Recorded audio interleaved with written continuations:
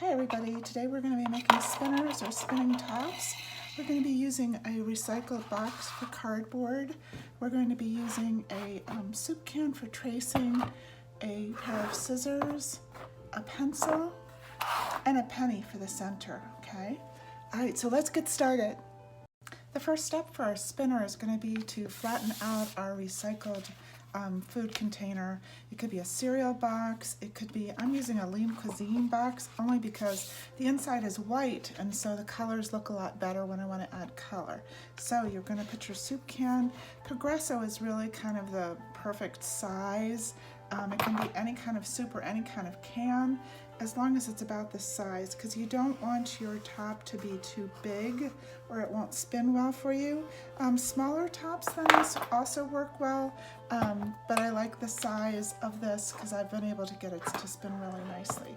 Then you're going to take a penny, and the penny I found when I've been trying to get it to spin is really the best size coin to use. So you're going to approximate the center of the circle you just traced and put your penny as close to the middle as possible.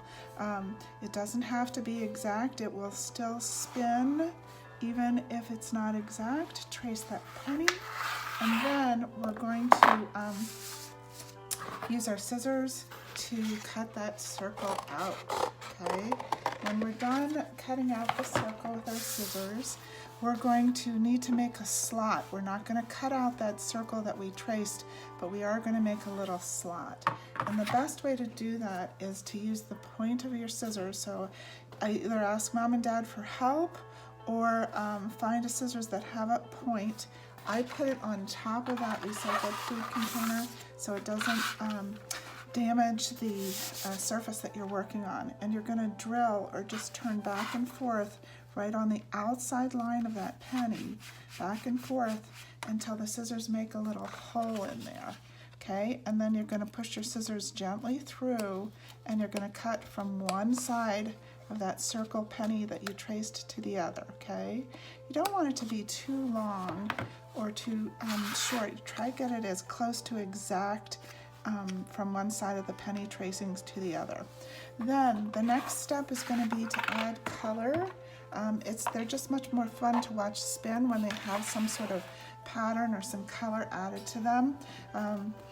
It doesn't matter whether the cardboard is white or cardboard color. This one I did a checkerboard, this one I did kind of a rainbow spiral, and this one I used my complementary colors of red and green just in a triangular pattern around the spinner. Then the next thing you're going to do when you have your color is you're going to take your penny and you're going to insert it carefully from the front to the back, okay? And try and make it about approximately half and half so that the half is on the top and half is on the bottom. And then it takes a little bit of practice, but not too much. You're holding it from the top and you're turning it just a little bit and it should spin nicely for you. Sometimes they spin really great. Sometimes you have to just keep practicing until they spin really well.